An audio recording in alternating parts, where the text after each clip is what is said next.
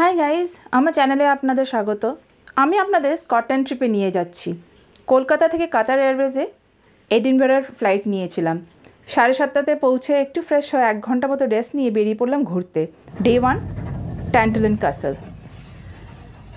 ক্যাসেলটা Edinburgh শহর থেকে একটু দূরে নর্থ বারউইকে সিচুয়েটেড। একটা বাস নিয়ে গেলাম ওয়েভারলি স্টেশন। সেখান থেকে ট্রেনে পৌঁছলাম নর্থ বারউইক। প্রতি 1 ঘন্টায় সেখান থেকে বাস ছাড়ে, যেটা ক্যাসেলে আপনাকে ড্রপ করে দিতে পারে। আনফর্চুনেটলি আমি বাস মিস করি, তাই গুগল ম্যাপের সাহায্যে হাঁটতে শুরু করে দিই। ম্যাপে দেখায় 1.5 ঘন্টা লাগবে পৌঁছতে। ক্যাসেল বন্ধ হয় 4:30, আর আমার ম্যাপে এস্টিমেটেড অ্যারাইভাল ছিল 4:38। আমি তখন অগত্যা কিছুটা দৌড়িয়েই 4:23 গিয়ে পৌঁছাই।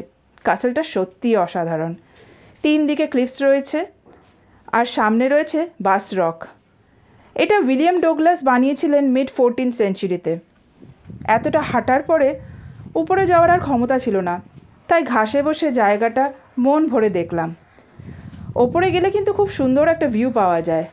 সামনে ফর্থ নদী আর অন্যদিকে ক্ষেত। আপনারা দেখতেই পাচ্ছেন, এত সুন্দর একটা জায়গা দেখলেই মন ভরে যায়। আর সেই দিন লাকিলি সানশাইন ছিল, যেটা এডিনবরাতে খুব কমই পাওয়া যায়।